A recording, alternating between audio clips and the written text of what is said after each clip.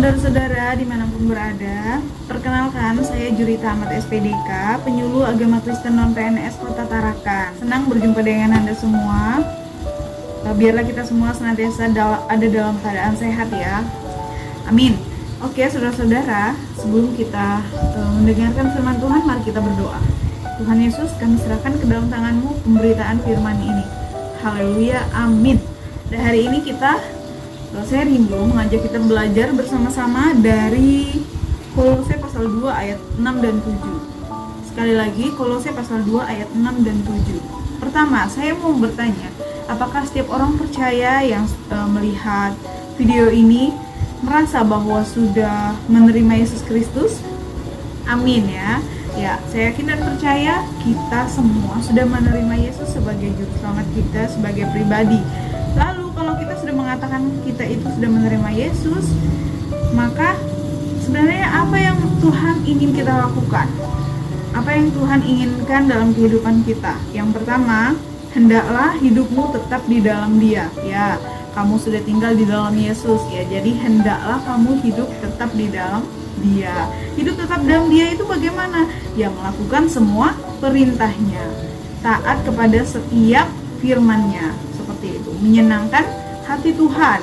Itu cara kita hidup di dalam Tuhan. Lalu yang kedua, hendaklah kamu berakar di dalam Dia dan dibangun di atas Dia. Oke, jadi kalau kita sudah tinggal di dalam Tuhan, melakukan firman Tuhan, maka kita pasti akan bisa berakar di dalam Tuhan. Berakar gunanya untuk apa? Supaya kita semakin kuat. Nah, saudara-saudara, di sini kita mau diajarkan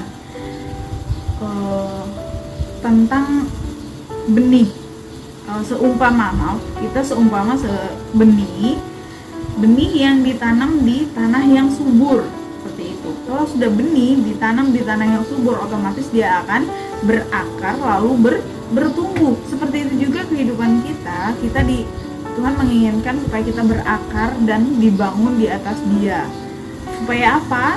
Supaya yang ketiga, hendaklah kamu bertambah teguh dalam iman yang telah diajarkan kepadamu. Oke, teguh di dalam iman yang telah diajarkan. Saudara-saudara, kalau kita sudah tinggal di dalam Tuhan, kita melakukan semua perintah Tuhan ya, sudah pasti. Lalu kita berakar di dalam Tuhan dan dibangun di dalam Tuhan. Kita berakar dan bertumbuh. Kita otomatis sudah kuat. Karena itulah yang dikehendaki Tuhan, bahwa kita harus kuat iman kita di dalam Dia. Berbicara tentang iman, ini adalah tentang kepercayaan kita, seperti itu. Saudara, belakangan ini mungkin banyak orang yang karena imannya tidak kuat, maka dia mengurangi kadar kepercayaannya kepada Tuhan. Karena tidak memiliki hubungan yang kuat dengan Tuhan, maka imannya juga lemah, seperti itu. Sedikit saja badai yang dia terima, dia sudah tidak percaya kepada Tuhan, seperti itu. Nah, tapi yang Tuhan inginkan adalah ketika kita sudah tinggal di dalam Dia, dibangun di atas Dia, berakar di atas Dia, maka kuatlah, gitu. Kuatlah di dalam Dia, seperti itu. Dan saudara, kita selama hidup ini tidak mungkin, selama kita masih hidup, kita pasti selalu menemukan atau merasakan ataupun menghadapi sesuatu yang namanya kesulitan hidup, kesusahan hidup, pergumulan hidup, konflik atau berbagai macam ketidakenakan lainnya, seperti itu. Memang selama hidup kita pasti akan merasakan hal itu, saudara. Cuma setiap orang punya porsinya masing-masing, seperti itu. Tapi Tuhan mau apa? Kita harus kuat, seperti itu, jangan lemah, gitu ya. Nah, itulah kita harus membiasakan diri kita untuk senantiasa dekat sama Tuhan, membangun kepercayaan kita yang terlebih lagi kepada Tuhan, seperti yang kita yakini bahwa hanya Dialah keselamatan hidup kita, seperti itu ya. Yang terakhir, di sini mengatakan, hendaklah hatimu melimpah dengan syukur. Oke, kalau kita sudah awalnya memang sudah ditanam di dalam Tuhan, seperti benih tadi yang ditanam di tempat yang subur, kita tinggal di dalam Tuhan, melakukan apa yang Tuhan kehendaki, saudara ya. melakukan apa yang Tuhan kehendaki.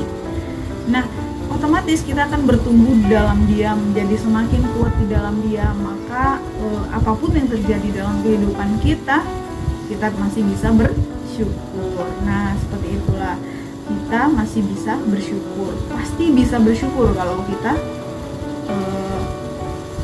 sadar bahwa kita ini punya Tuhan. Seperti itu, tempat kita bergantung, tempat kita mengadu segala-galanya, seperti itu ya.